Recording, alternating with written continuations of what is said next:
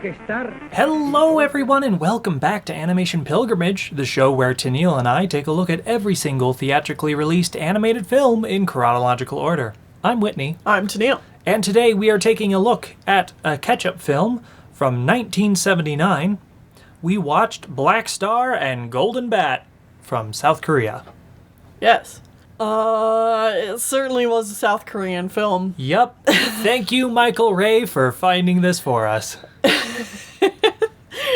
Thanks again to Michael Ray. This is definitely one of the more recent editions that they found for us.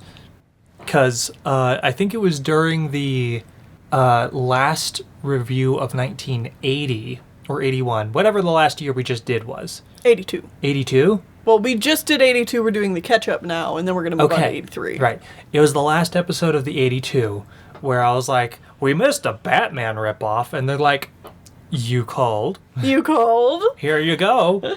So yeah, we now have the Batman ripoff. You know, of all the bad ripoff South Korean films we've had to watch, this one was still bad. Mm-hmm. Still not even mid. It's just not good. It's just straight bad. But it's an enjoyable. It's decently bad, you know? Yeah, this is one of those that would be enjoyable to sit down and watch with friends and laugh at. I don't know that I would go that far. I think it'd be fun to watch some of these scenes out of context. Yeah, fair. Like just a compilation of scenes out of context. But that's about as far as you go. Yeah, not much else really to say about it before we get into the plot synopsis. So let's get into that. Yeah, why don't you give the people the lowdown, Whitney? Black Star is the villain and has stolen some high-tech missile thingy-mabobs. Oh no. Golden Bat then beats up some of Black Star's goons. And he laughs through the whole thing. It's kind of disconcerting. And then we meet the main character. Yeah. Who's just a kid. And also, I hope you are happy we saw Golden Bat, because he's not going to be coming back for a long time. Yeah, Golden Bat is in this movie for like maximum 3 minutes of screen time. Screen time total in the whole movie. Uh-huh. He's in it for just a tiny bit here at the beginning, and then we see him again at the end. Yeah. Most of this movie is spent with a bunch of random kids. Mm-hmm. Speaking of which, we have main character kid, and he likes to do play fighting in the woods with his friends. One of his large friends is scared by a ghost in the woods. Mm-hmm.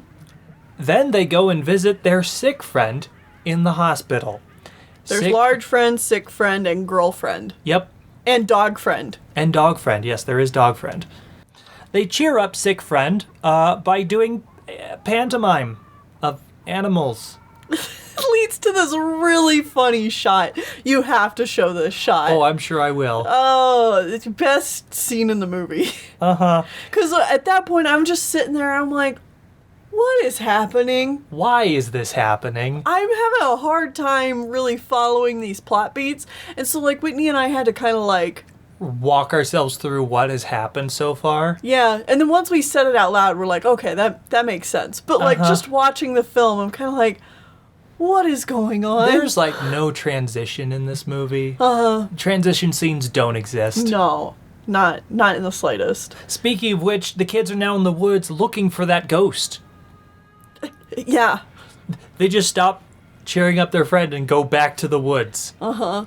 They find a mansion, and inside a coffin in the mansion is some dude in some sort of green goblin costume.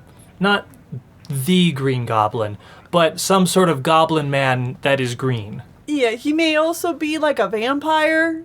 It's difficult to say. It doesn't really matter. Either way, he kind of gives them a spook. From this description, you can kind of tell these kids and their dog are kind of like doing a whole Scooby-Doo thing here. Zoink, Scoobs, we're gonna figure out the mystery. Uh-huh. So anyways, they go back out into the woods after leaving the mansion where the guy gave them a brief spook. And they find the ghost. Hesitant to call it a Scooby-Doo ripoff because, like, there's so many of these. Oh, yeah. It's not even like a Scooby-Doo specific ripoff. No, but it is very much like a Scooby-Doo plot, you know? It is a Hanna-Barbera ripoff. Put in the middle of this superhero movie. Uh-huh. They find the ghost. It's fake. Right. Obviously, it's a Scooby-Doo type thing. Yeah. And then they find Black Star's base. And Okay. yeah. The kids go in, they get captured, they escape, they are captured again.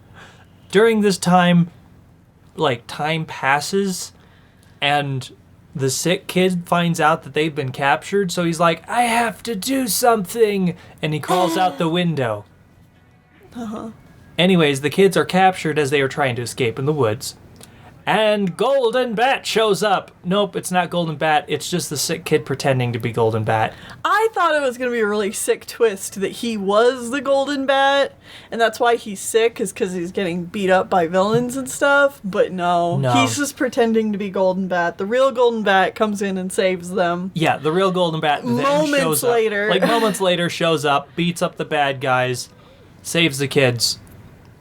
Also, at some point in there, the girlfriend has a dad who is a scientist. He gets captured, but then he is saved. He doesn't die. Scientist dad doesn't die this time. Props to this movie for pulling a real fast one on me. I thought he was dead for sure. I mean, they always are. They are always dead by the end of the movie. Science dads in these kinds of movies are always dead, but no, he lives. This one's a keeper. Wow. So yeah, Golden Bat beats up the bad guys, immediately leaves again. Mm-hmm. He does, at one point, karate chop Black Star's arm off. Oh, yeah, that's really gnarly. Yeah, so Black Star does not die. He just loses his arm at the elbow. Yeah. He's obviously nonplussed about it. He's rather angry. It's rough. Uh-huh. Anyways, now we're back with the sick kid in the hospital, and he's now dying. And to cheer him up, because he's such a big fan of Golden Bat, they sing Golden Bat's theme song to him. Yeah. And then Golden Bat... in voices that are very clearly not theirs. Yeah. And then Golden Bat comes in through the window, and that instantly cures sick kid. He is no longer sick. Yeah. And then he's like, hey, kids, you know what would make me happy? If you keep singing my theme song. And they're like, okay. And he flies away as they sing his theme song. The end. Goodbye. The movie's over. No more. Golden Bat was done. in the movie for 3 minutes, maybe. Wow. Again, this is just one of those very silly South Korean ripoff films. It does not surprise me a whole much. It's aimless. It doesn't really know what it's doing, except for specifically ripping off specific properties. Uh-huh. But then it doesn't really know what to do with them. They're just there for the iconography. Yeah, this Batman is more of a Superman, again. Yeah. Just like the last ripoff film we watched, which was the Golden Iron Man, who was also a Superman. Would you like to know something amusing, though? Yes. So this actually isn't just a ripoff of Batman. Okay. There is a Japanese character named Golden Bat, who's considered Japan's first superhero. Okay. And he's he wears a big cape and he's got a golden body and then a golden skull for a face. Okay. But this is also ripping off that name at the very least. Interesting. It's literally just named Golden Bat. Okay, so it's taking Golden Bat's name, but the iconography of Batman. Yeah. And just changed his colors so they're closer to Superman. Yeah. And he has Superman powers. Yeah. Yeah. Okay. Yeah. That was this movie. It was directed by Hwan Mang Hong. Hopefully I'm saying that somewhat correct. And that's really it. That's really all I got. I'm not surprised. It's just a goofy little rip-off movie. It's not doing anybody any harm. Mm-hmm. Is it any good? No. Is it kind of amusing? Yeah, in hindsight. While you're watching it, though, it's pretty boring. And it drags on quite a bit. Yeah, and it's not even that long, either. Yeah, it was like maybe an hour tops. Yeah. So, Yeah. there you go. Either way, join us back here next week as we watch our last catch-up film, and then we'll be moving on to 1983 proper. Wow. Wow. But either way, next So what do week we got? we are watching The Little Train from Italy. Ah, okay. All right. See you then.